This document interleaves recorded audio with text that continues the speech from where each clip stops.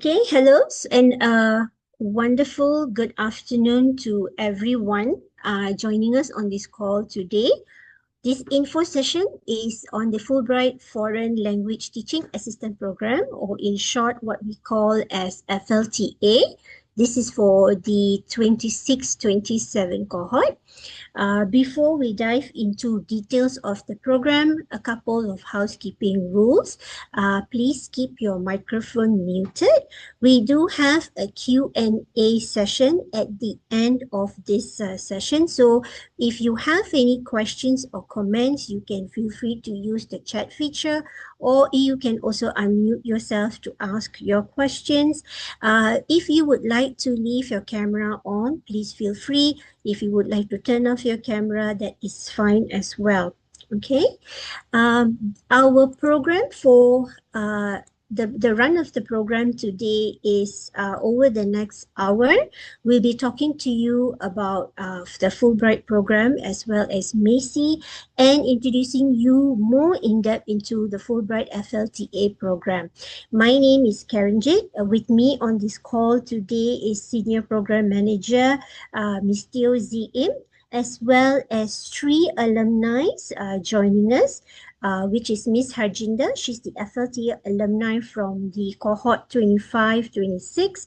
We have Miss Sharonjit, an FLTA alum from the year 21-22, and also Mr. Azmanuddin, or fondly known as Dean, FLTA alumni from 22-23, who will be sharing and speaking about their experiences with all of you today.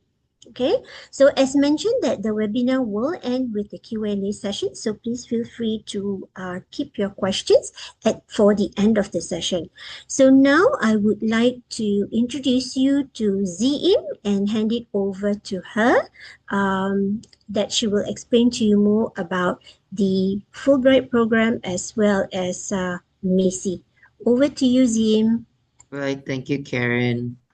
Okay, good afternoon to all. I think by now we have 9 people on call joining us from different parts of Malaysia. So thank you so much for spending the next 1 hour with us. For those who are not familiar with Fulbright, Fulbright is actually an international educational and cultural exchange program sponsored by the US government in partnership with more than 160 countries, including Malaysia. For countries whereby there is no commission like MACEE, the program actually functions out of the US Embassy. In the last 79 years now, it's 2025, the program has awarded more than 400,000 awards. And every year it gives out 8,000 awards globally. Next slide, Karen.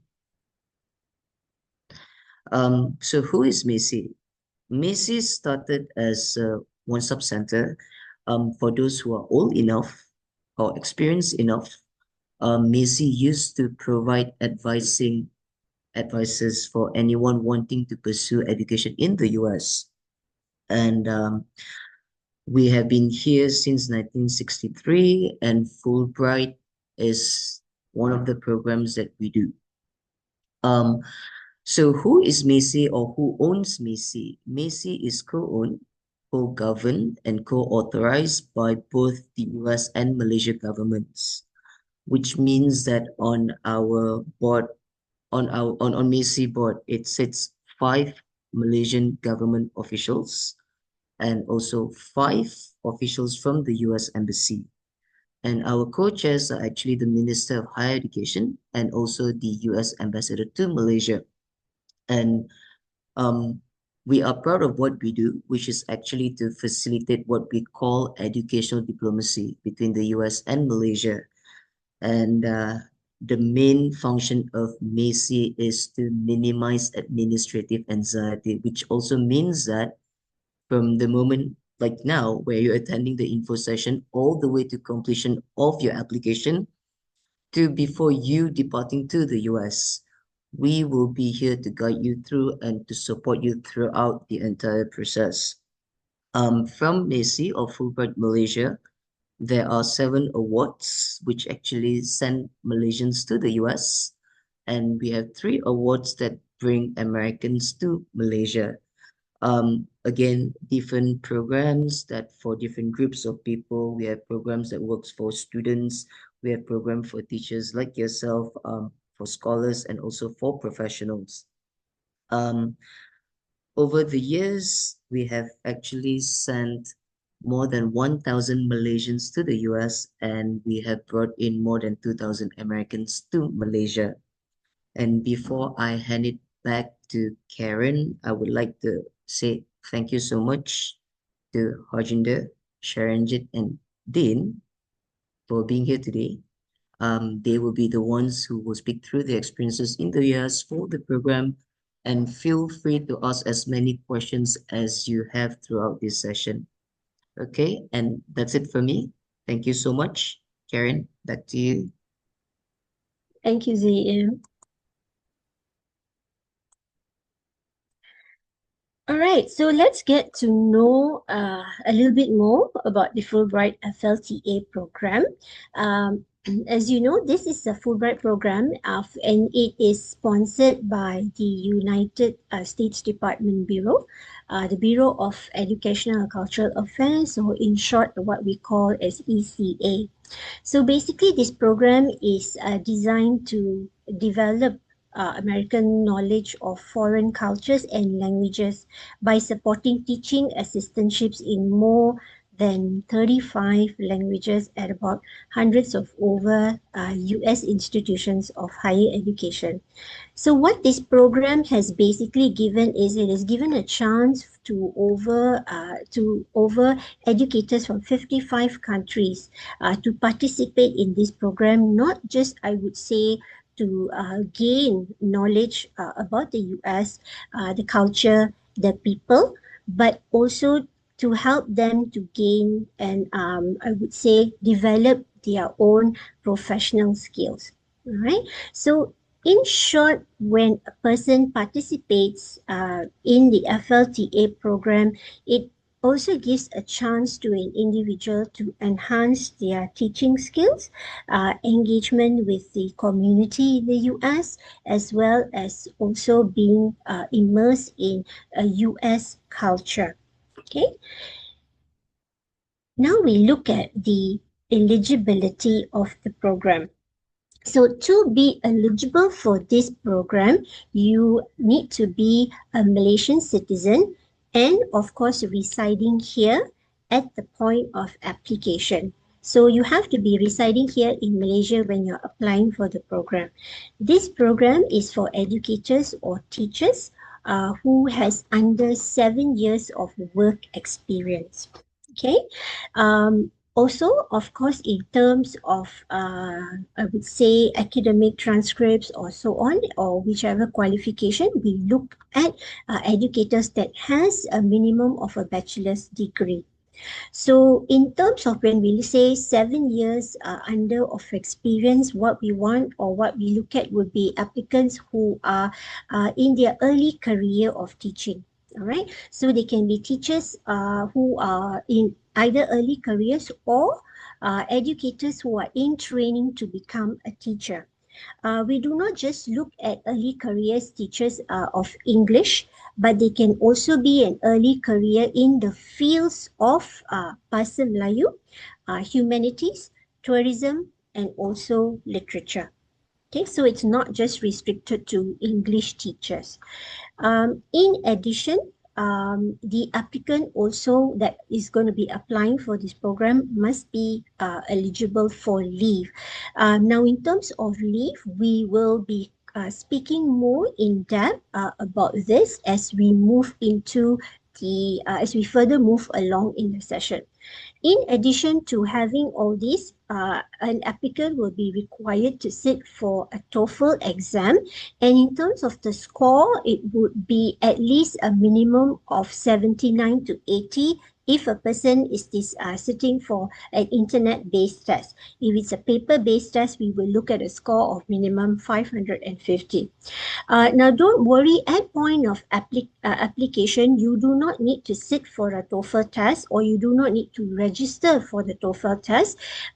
We will provide TOEFL vouchers for shortlisted candidates. Okay, so if you do not have any scores to attach, don't worry, you don't have to register for it. We will provide vouchers for shortlisted candidates. Now, in addition to that, of course, we are also looking at for someone who has the interest of course, teaching Bahasa Melayu to students in the US, and those who are being open in sharing their ideas, willingness to learn, and of course willing to cooperate and work as being part of a team. Okay, so in terms of the program information, this FLTA program, to let you know, it's a non-degree program, and the duration of the program is for approximately 1 academic year, which would be falling within 9 to 10 months. Now, in the US, they normally call it as 1 academic year, and it is non-renewable. Right, so just to take note that when you join for this particular program, you cannot postpone your grant to the subsequent academic year. So if you are not able to make it for that particular academic year, you unfortunately will have to reapply again for the following year because it cannot be postponed. All right.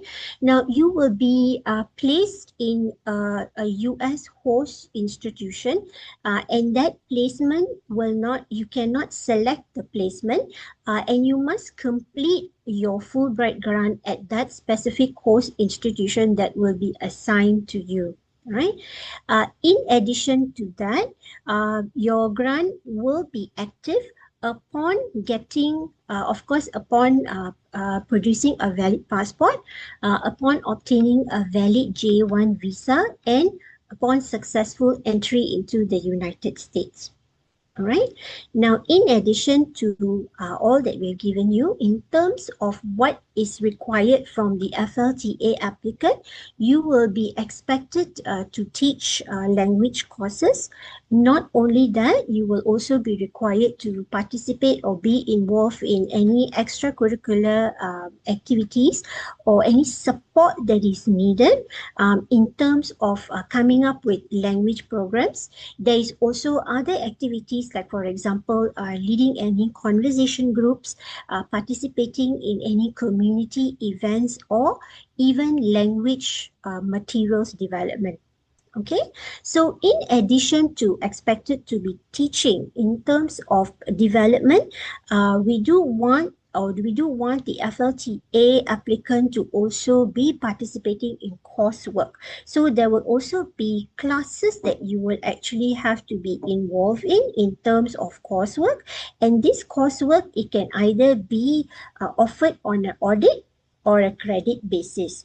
Now, the reason why this is given to an applicant is it is a platform or an opportunity for the applicant to increase their understandings, not just only in terms of cultural exchange, sharing ideas and so on, but you will also be meeting a lot of people where in classroom setting, this kind of experience will provide you an avenue to even grow and even see things in a clearer manner. So any kind of subjects that you will be enrolled in is going to be giving you the platform to actually look into these areas as well. In terms of not just being able to teach, we also want the FLTA applicant, or will the FLTA applicant will be required to assist up to at least 20 hours in language classes. All right, and when we talk about 20 hours of language classes, it is 20 hours per week. Okay, and also when we talk about coursework, besides coursework, they also have to take courses as well, meaning subjects, and it will be at least 2 courses or 2 subjects that the applicant will have to be enrolled for per semester. And one of the subject that the applicant will need to take per semester, it must be in the US studies. All right. So this program gives you a holistic thing in terms of being able to participate and teach, also participation in coursework, assisting in language classes, and at the same time, the learning process of being able to enroll in courses as well. Now we look at the award benefits of this program. Each FLTA recipient that goes for this program will receive a round trip airfare. So in terms of airfare for this particular program, it is covered for to and fro. They will receive a monthly stipend. Now the stipend that is given to the FLTA applicant or the finalist will actually be used to cover in terms of housing, your meals, as well as any daily living expenses. All right. Now, in addition to receiving monthly stipend as well, the FLTA finalists will also receive a one-time book or material allowance as well. All right. Now, when you go for this program, you'll be under a J1 visa. And for all J1 visa recipients or Fulbrighter, they will also receive an accident and sickness health benefit coverage as well. So this is another award benefit for this program, and this will be only for the Fulbright FLTA recipient only. Okay, so now we have spoken about what the program is about, what the information of the program. Now we look about the information on covering about the online application. So if you have not started your online application, please do so. And how do you start your online application is go on to the MACEE website, and please visit our Fulbright FLTA program announcement page. So the first thing what you need to do is to click on the apply here button. Now, once you do that, you will actually be redirected to this particular screen that you see, which is called application management. Now, if you are a first time user, all right, you will actually have to click on the place that says create an account. And you will actually need to go through that information to create an account before you can start or proceed further with the online application. If you are a returning user, then all you have to do is just log in using the credentials that is given to you. Okay. Now, once you do that step and you log in, this will be the welcome screen that you will see. All right. Now, you will see a lot of information which is written here. Just make sure that you go through the general information that is required and take note of all that is listed there before you proceed on to the next section. Okay. Speaking of the next section will be preliminary questions. Now, this is where you will need to actually be talking about the countries that you're applying for and so on. Just read through the questions carefully. Make sure that each question has to be answered before you are allowed to proceed on to the next section, which would be one of the crucial sections, which would come under country information. Now, for country information here, what you need to basically do is just ensure that you review all the information that is given. And one crucial thing is that make sure that the year that you are applying for, means the competition year, it should be correct. Means your current application competition year should be indicated as 2026 to 2027. So that is the cohort that you are applying for. Okay, so when you click on, before you click on to continue, make sure this information is correct. Okay, so once you do that, it's going to take you through the entire section of all the things that you will need to do, as well as section by section that you will need to complete. And this is where we are going to dive into the details about what each section is going to be about. So once you've completed the contact information, sorry, the country information part, the following section that you will see would be your personal information section. So this is very simple. The first few sections is quite straightforward. The personal information is just going to be asking you basically your personal details. All right. And same goes to contact information. It is providing us your contact details, your mailing address, and as well as your email address. Okay. So that first two is very straightforward. Now, in terms of the third The third section, which is the academic and professional information, this section will actually require you to upload some documents, right? So if you will need to upload some documents, this is the section that you will use to first mainly upload your resume or your CV. All right. Ensure that your CV is in a PDF format when you're going to be uploading it under this section.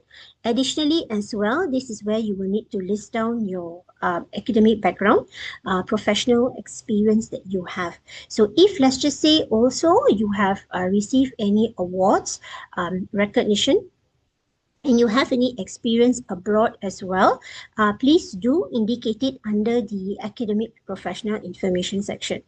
Additionally, if you have applied for any Fulbright grants before and you have been awarded, please do indicate it as well. All right. Okay, so the next section is on academic materials. Now, this is the section where you will use to upload your official transcripts and certificates. I will speak a little bit more in depth in terms about official transcripts and certificates in a short while. Okay, so in terms of language skills, which is the following section, this section you're going to provide us information a little bit about your native language, and if you're able to converse in any additional language that you feel is relevant for the program, this is where you'll be providing us information as well. Okay. Um, in terms of test scores, don't get worried if you don't have any test scores to indicate. But if you do, and if you've taken any test in the past which is related to this program, and you have those scores, kindly indicate it under this section as well. All right. In terms of the section of the FLTA information, what we are asking you is to give us information regarding your teaching experience and any interest that you have as well, or any preferences. Okay. Um, the next section, which we talk about, is plagiarism. Now, this is an agreement. So, under plagiarism, basically, you will have to review the information that is given under the plagiarism agreement and indicate your acceptance to all the terms and conditions that is listed there before you move on to the essays and objectives section. All right. Um, Okay, so the essays and objective session, now one of a crucial section throughout the entire application. I will give you more context on this in the next slide, but to let you know what this section covers, it is basically focusing or providing information on your your objectives, your motivations for applying for the FLTA program. There will be a section where you will have to be answering a question regarding teaching methodologies and techniques. And there will also be a part for you that you will also need to give some information on sharing your culture. All right. So I will go a little bit more in depth shortly. All right. Um, Under the additional information section, so if you have other supporting documents that you would like to upload to support your application, please use this additional information section to upload those supporting documents. Okay. There is also a section where you will have to complete in terms of questions. There is also a short survey that you will have to answer. So please take note that you have to complete that short survey before you move on to the release of information. Okay. All right. All right, almost coming to the end in terms of the section. So the release or the authorization release information under this section, you are basically waiving your rights to review the information. Means you're giving a recommender, or you're giving someone the rights to view the data that you have given or the data or the information that you're going to indicate in your application. Okay. In terms of recommenders, okay, so we want each one of you to put in the information of your recommender in this section. All right. So you will be required to register your recommenders.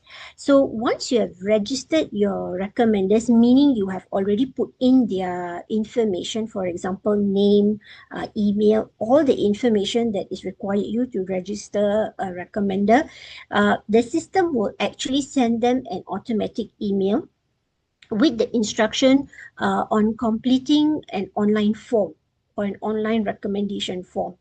Okay, if your recommender does not receive the email, please let us know. Also, get your recommender to check their emails. Sometimes we do notice that the email does not go directly to the inbox. It may go to a spam or the junk folder. All right. In terms of what are the type or who you should put forward or who can you approach as a recommender, approach an individual who you feel will be able to speak about your ability, about your character, your potential to join this program as well. So we want you to choose a recommender who is not just familiar with you, but of course familiar with the work and who is able to speak volume for you as well. Okay. All right, so the last two sections is a signature as well as review. The signature section is basically just talking about the information that is provided is complete and true. And the last section is for you to review, which of course which you have to ensure that you are reviewing all the information correctly before you submit.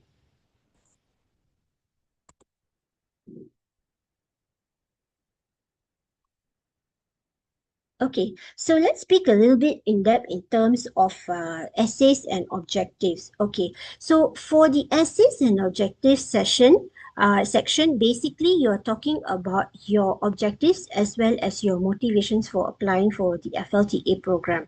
Now, there's a couple of subsections under the essays and objectives. Now, number one, there will be a part where you're supposed to talk about objectives and motivations.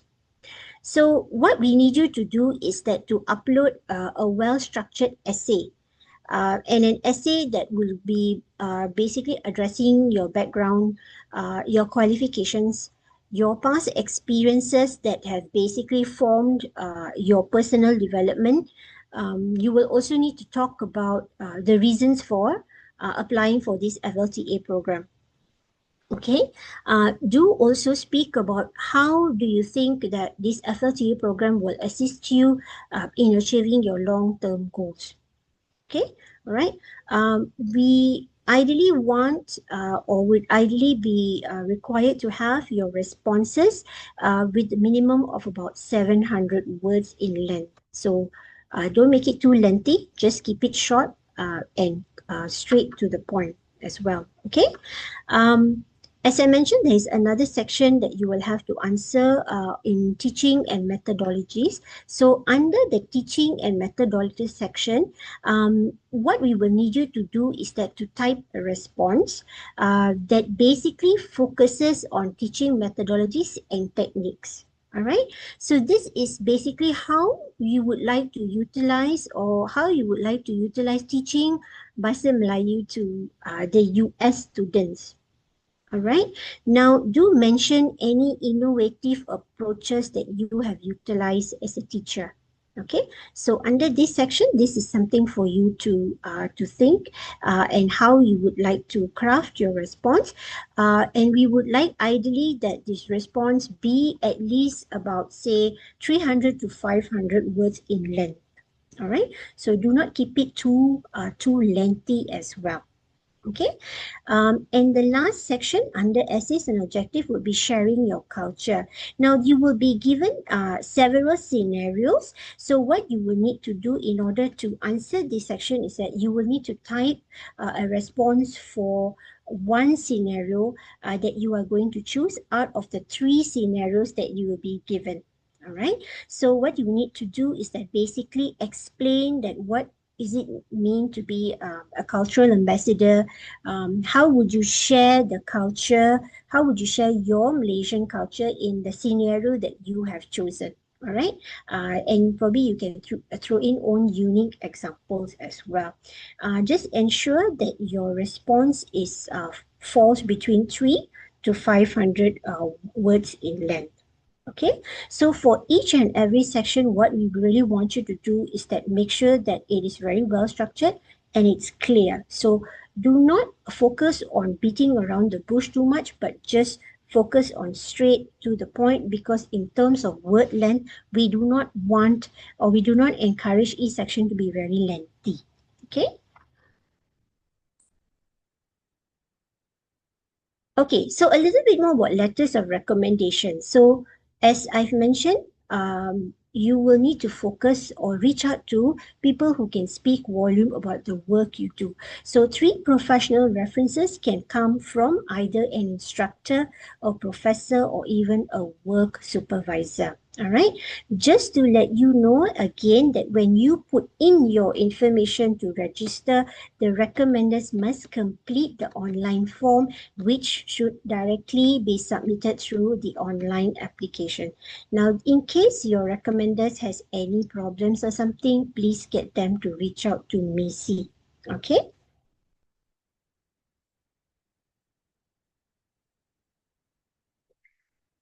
All right. And in terms of academic certificates and transcripts, now, what we always what one of the common problems or things that we always see is incomplete application. In terms of academic transcript and certificates, the incomplete part of it is that an applicant always submits a transcript and sometimes doesn't submit a cert. So ensure that what documents that you submit, if you're submitting the transcript, it must be complemented with your certificate as well. Now, what we want would be your official certificates and transcripts from any post-secondary institution that you have attended. Okay. And of course, all the transcripts ideally must, of course, indicate all the courses of the subjects that you've taken, the grades that you have received, as well as the courses that was taken. And if it's possible, this certificates and transcripts that is provided, if you can get it certified, it will be much better. All right. In terms of resume, as I mentioned, that you will need to submit your resume, which is a PDF format not exceeding 4 pages. What we look for is basically a compilation of your education, your work experience, and the skills. And if there's other activities or any workshops or seminars or events that you have participated in, please do include all this crucial information in your resume as well. Okay. All right, so I'm coming towards the end of the session. Now, so we have spoken to you about the program, the online application. We've given you information more on the supporting documents as well, what to look out for. So what's next, okay, in terms of the application process? So if you haven't started your application, please do so. Submit your application to us online by July 16th. And what happened next will be, once the application deadline closes, MACEE will review all the application that is received. Shortlisted applications or shortlisted applicants will be called for an interview sometime in August 2025. Now, after the interview session, normally all the applications will be sent, or shortlisted application will be reviewed by the U.S. Department of State. And shortlisted or finalists will know of their nomination status, which will be made known to them by March 2026. Okay, so this is to give you an idea that what happens after the application closes and what would be the timeline like. Okay, all right. So we now are going to proceed to our sharing session, and this is where I would like to call or invite our esteemed alumni joining us on our session today to please come on screen. All right, Harjinder as D, and even Sharanjit.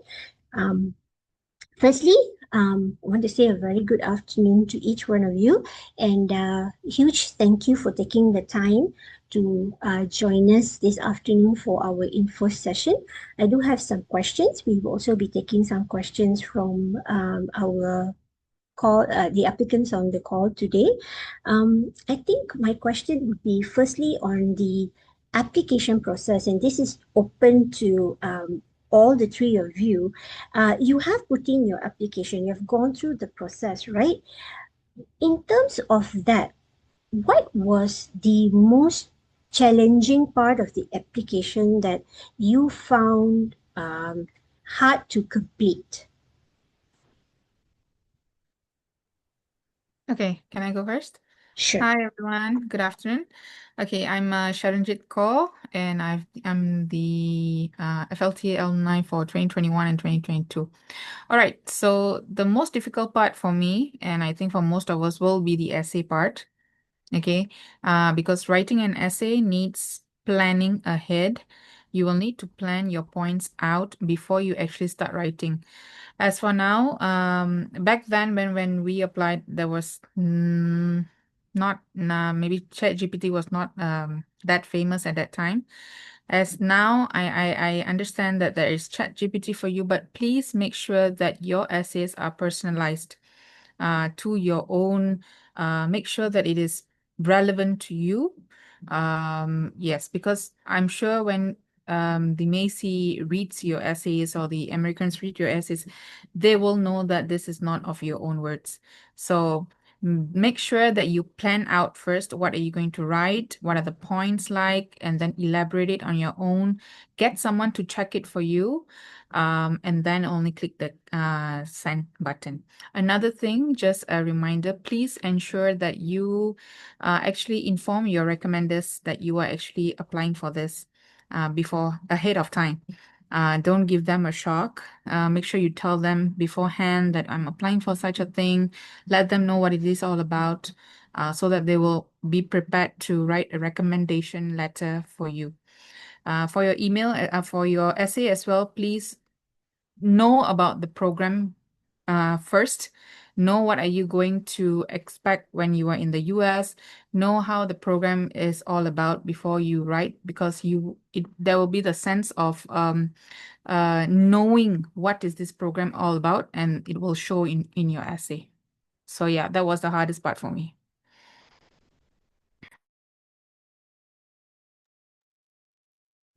Hi everyone, I'm Harjinder. I'm an alumni for the 2015-2016 session, and I think I would agree with Sharanji that writing the essays is the hardest part. Just getting it started is the biggest challenge.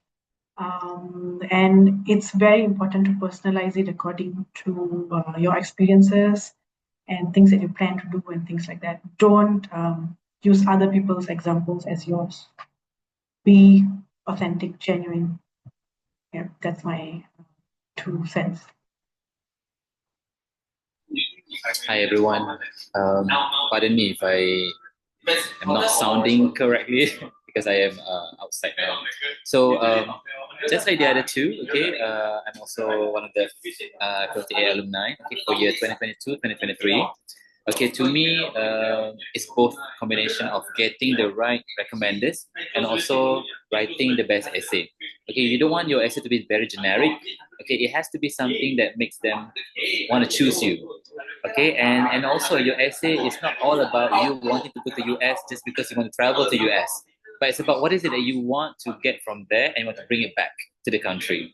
So you can share about your expectations, you can share about what is it that you could offer to the table as well, not only to the country once you're back, but also once you are there, especially to the university that you will be attached to. In my case, and also in Sharanjit's case, it was Ohio University. But in your case, it may be different at a university. We are not sure of that. But regardless of whichever you're going to be placed, you have to put this in mind. And of course, get the right recommenders, because they are going to recommend you, and you want to make sure that they put the best word for you. Okay, but do not write the recommendation yourself. Okay, it will not be pure and genuine. It has to come from them. Only then it will be credited. And of course, do not use ChatGPT. Okay, those are not humans. Okay, I mean, it's not personalized. You want to hear things that are from within, from you yourself. So yeah, I think that's pretty much it. Yeah. Thank you so much for sharing that very, very insightful information. It is true. First thing I must say, in terms of the essays, that's the reason why we stress across that. Number one, it is a crucial component of the application. Number two, I strongly agree with the information given by the alumni on the call today, not just to focus on, what would you like to gain from this program, but also when you are there and also when you return. So the sections that you are actually, they've informed you what you can include in your essays or your objectives or whichever the structure of the teaching methodologies or whatever that you would like to write. Please take note of this that they have highlighted. Coming on your recommenders, that's very true. Please do not write the information on their behalf. It has to be genuine. It has to basically come from your recommender itself. Okay, so we are going to take some questions. So feel free to use the chat hand feature if you would like to ask questions to us or even our alumni, or you can also type in your questions that you have through the chat box as well, and we will address it as we go along. So feel free to just throw in your questions. As I move along, while waiting for questions from anyone, and I think Sharanjit and Dean, this question would be basically directed to you, and it's relating to leave. So in terms of leave, now, when did you start applying for leave, and what do you think that others should know when they are applying for leave from their institution that they are currently, they are currently working with?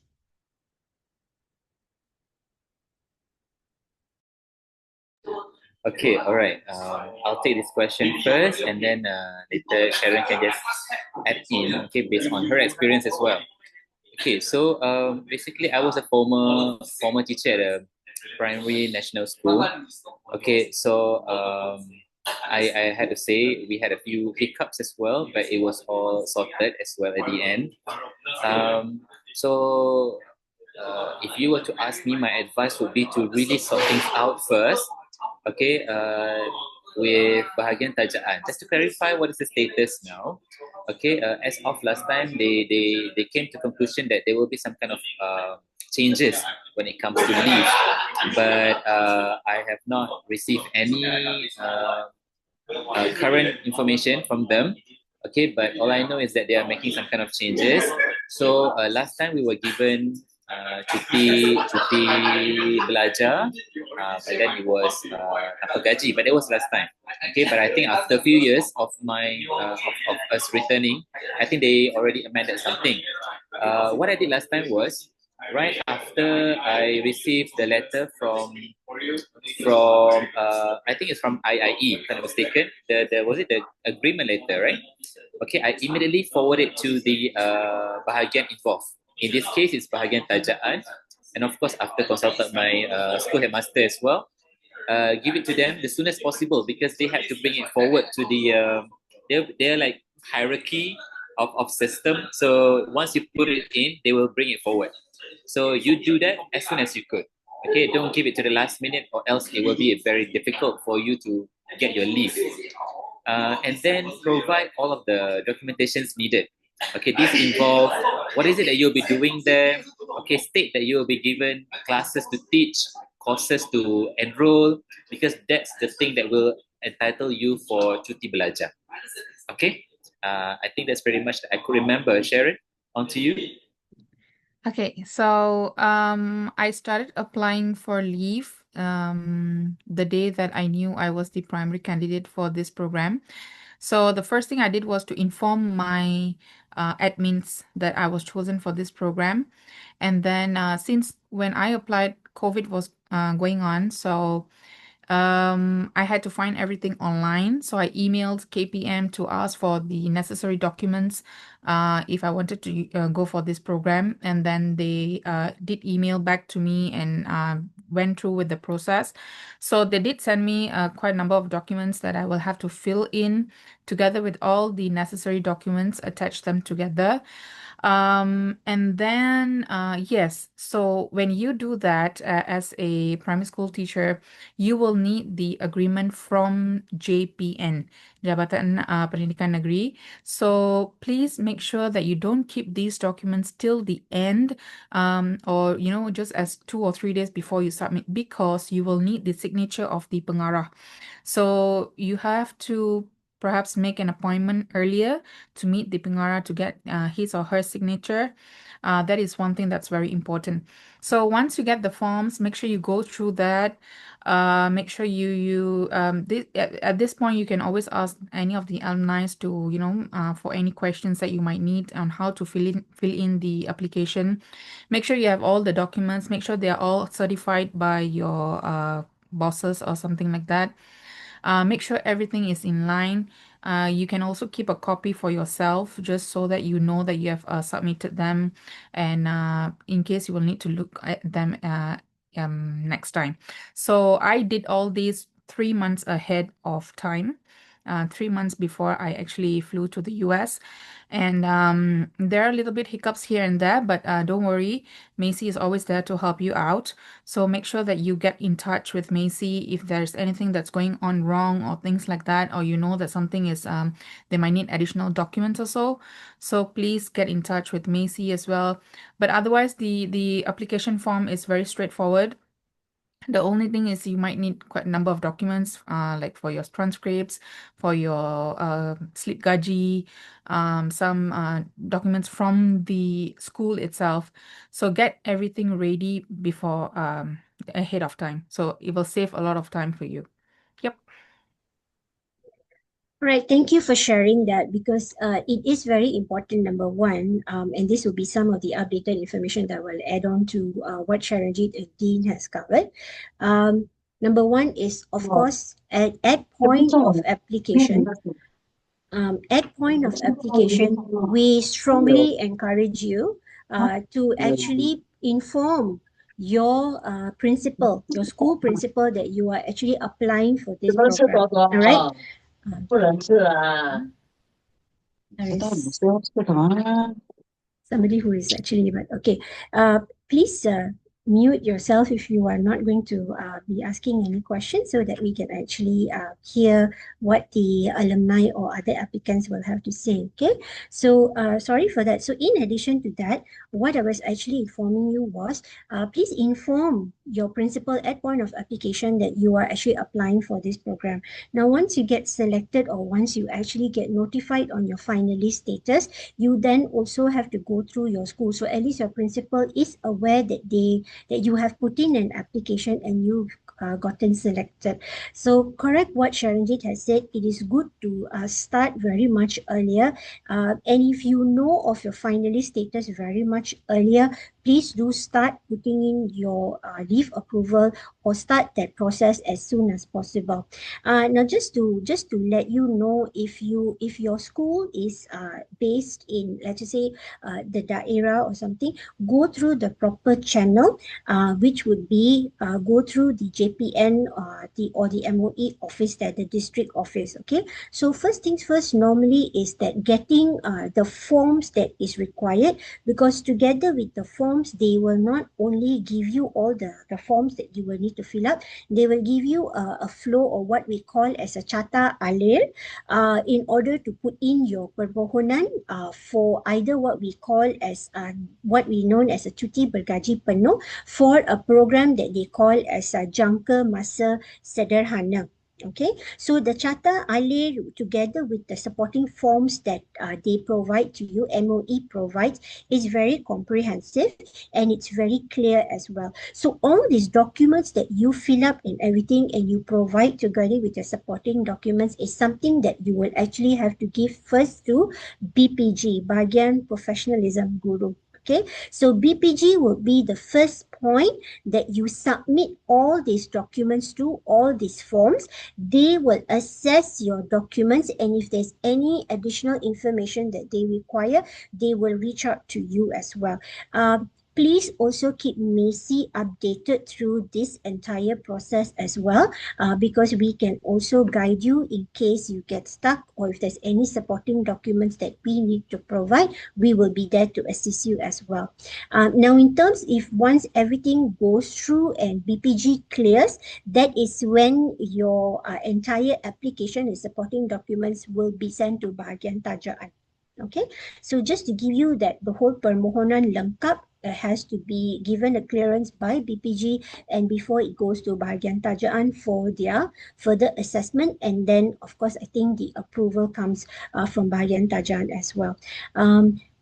Based on what updated discussions that we've been having with MOE so far, what we have seen is that the updates that has been given is an applicant who applies for this program, high chances will receive a cuti bergaji penuh. Okay, so don't just give them incomplete documents. Take note of what the alumni has said. Please provide complete documentation, and of course also fulfill all the required criteria as a teacher in order to go for this program in terms of what MOE's requirement is. Okay, right, there are one or two questions from in the chat box. Yes, the interviews will be conducted online. Z, thanks for addressing that. There is one question from Ash, as in how much is the salary? Okay, so Ash, I'm not sure whether you are referring to salary or what we covered as monthly stipend. But just to give you an idea, if you're talking about monthly stipend, the stipend that is given to you would be based on the city or the university that you be placed at. So normally they would follow the cost of living in that city, and the stipend that is given is always enough to cover the living expenses as well as daily expenses on where you will be placed, right? If anyone has any additional questions, please feel free to continue to put them in the chat box. Okay, we do have one question. May I know what are the challenges, especially during the first week at your host institution? Okay, Harjita, maybe you would want to take this question since we've heard from Sharanjit as well as Dean. Did you face any challenges in the first week at your host institution? Sure. So there weren't many challenges. It's a very, I would say, very minor challenge where there was issues with the water heating in the house that I was living in. So I just had to get like additional assistance and things like that. But otherwise, you will be assigned like a supervisor the moment you get there. And most of the time, the supervisor is the one I'm speaking from my experience. The supervisor is the one who, before you reach your host institution, there's actually like an orientation week, which will be elsewhere. And then you go to your host institution. So usually at the host institution, your supervisor, I'm speaking from my experience, the supervisor will pick you up from the airport, take you to your residence where you're going to live on campus or slightly out of campus, and then show you around. It's like a really full-fledged orientation, and they will even help you with the groceries for your first week. Yeah, they're super kind. So there are technically not many challenges except for minor things, like I said, the water issues. Otherwise, everything was smooth sailing. Right. Okay, Ajinda, I'm going to stay on with you. I'm just going to Yes. ask another question at the side, maybe while we wait for more questions from our anyone on the call. In terms of support, like you mentioned, right? So was there any training or any support additional from aside from what you have mentioned, and that you have received from your host institution during the duration of your program? Yes. So there was lots of support from my host institution itself. So they allowed me to attend many symposiums and things like that, where I could learn more about education issues in America and then relate it back to issues back home. And then that's also an opportunity to network with other people. And I was also given the opportunity to visit local schools and other campuses in the nearby areas, where I would go in and also share about Malaysia and its cultures at the schools.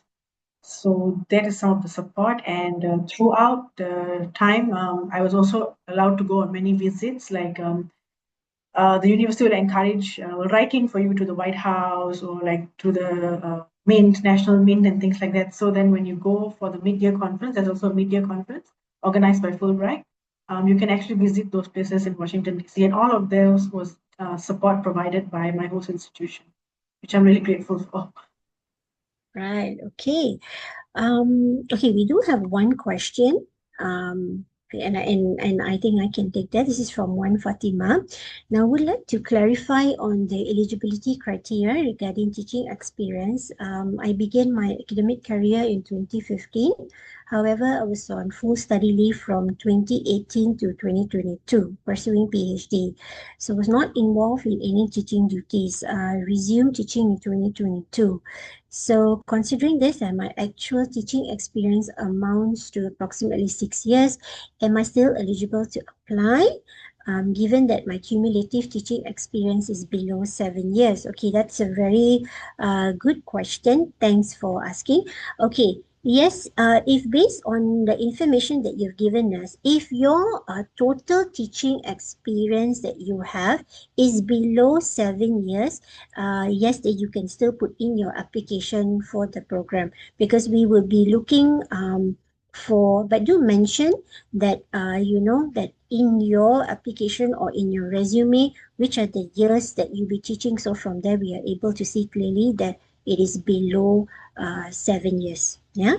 I hope that answers your program.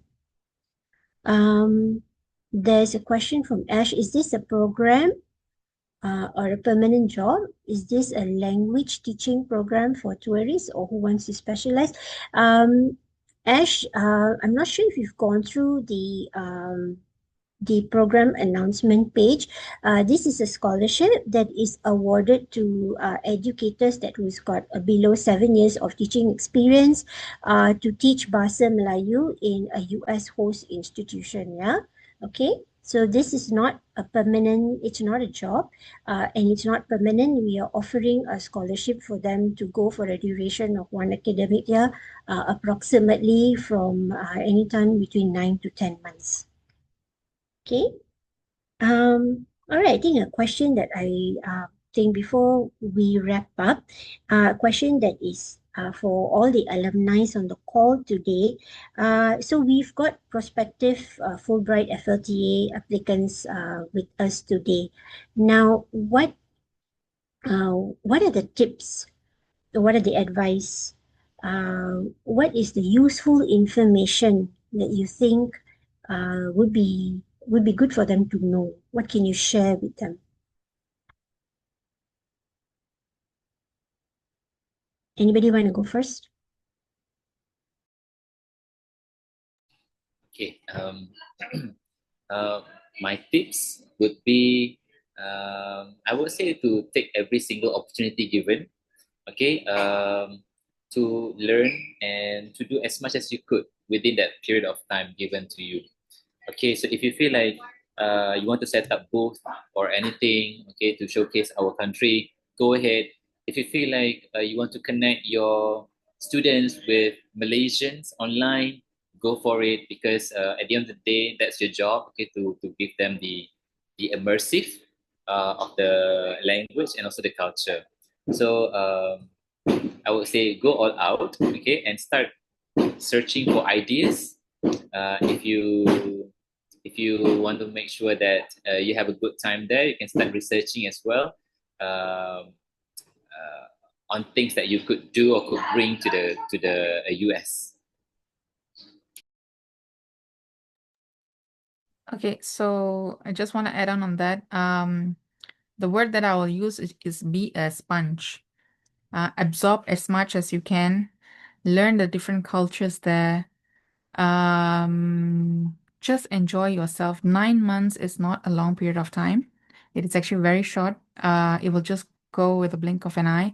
So as much as you can, make sure that you, as you're enjoying as well, make sure that you are teaching the subject to your students, because you'll be teaching university students, undergraduates right there, and you will also be taking on some classes.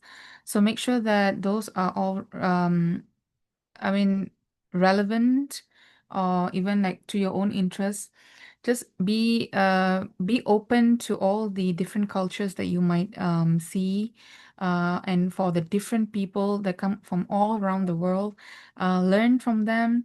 There are many things that I learned after so many years of living on Earth, from them actually, and I felt very not too clever at that time, but it really opened my eyes, because I learned so much from all the people that came from all around the world about what are their cultures, and you'll be surprised to see that some of their cultures match with the one that we have in Malaysia. So, you'll feel that, wow, even whatever that's happening in Malaysia also happens there. Whatever that we have in our cultures also they have it there. So just be a sponge, absorb as much as you can, come back home and give it to your students or just with anyone around you. Yeah. I would like to add as well. I totally agree with Dean and Sharanjit. Yes, the 9 months will pass by in a blink of an eye. So make the most of your time there. Get involved in you can have any innovative ideas, and usually the university is very receptive towards it. So as mentioned by Dean, you can set up booths. I even set up like a culinary thing, which is making like kue buah Melaka. You can do things like that, and people will really, really appreciate it. And I even had a session where we had like a movie night, a Malaysian movie night. So these are the kind of things that before you go, you can just plan and make the most. After all, you are the cultural ambassador who's going to be sharing about Malaysian culture. And when you come back here, you are the reverse cultural ambassador. So make the most of your time, learn as much as you can, and you will meet a lot of amazing people, and you will forge friendships from people from different walks of life all over the world, and which will last. For me, it's almost a decade now, and I am still in touch with most of the people that I met there, and visited each other in our home countries. So it's also the friendship aspect that you are going to enjoy. Yeah, it's wonderful to hear. It's not just what you learn meeting the people while in the program, but it's also what the takebacks that you have to carry on in professional as well as personal life, even though after the program. Yeah, so it's professional development and what you return back to your students as well, based on the activities that you have, that you put out forward during the program. So we have got the last two questions before we wrap up today's session. We've got one question saying that if I have not taught Bahasa Malaysia before, can I apply? Yes, you can. And as long as you have under 7 years of experience, it's not just open to English teachers. You can apply for the program. And there's one more question from Ash. She said, is it open to anyone with any kind of degree as long as they have 7 years experience teaching in Malaysia? Yeah, as long as you have a bachelor's degree and your work experience is under 7 years, you are eligible to apply for the program. Okay, so before we end today's session, I would like to say a huge thank you to Harjinder, Sharanjit, Dean, our FLTA alumni who has taken the time to join our session today, provide us very insightful information, what we know, and expand it further on by providing us more information and context while being on the program, the take back as well. Yeah, so I hope that this session has provided you more information, has given you clarity, has cleared your doubts as well, if you had any, and with the aim that if you have not started your application, please do so. I think there's one thing that you hear from them is do not start and do not wait until the last minute as well. Okay, we do have another alumni-led session next week. It's to give you more insights about what is it like to be an FLTA in the US. Right, this session is scheduled for June 18th. So please do register to join this session. It would be by our two other alumni of the FLTA program, Ms. Kausalya and Mr. AJ. So please do visit our FLTA program announcement. You will find the details there, and kindly register for the next week's session as well. All right. So thank you so much, everybody, for joining us today. And please feel free to reach out to us here at MACEE. You can always give us a call or drop us an email, and we will be here to guide you and help you with your application as well. So thank you so much, and have a wonderful rest of the evening. Take care. Bye bye, everyone.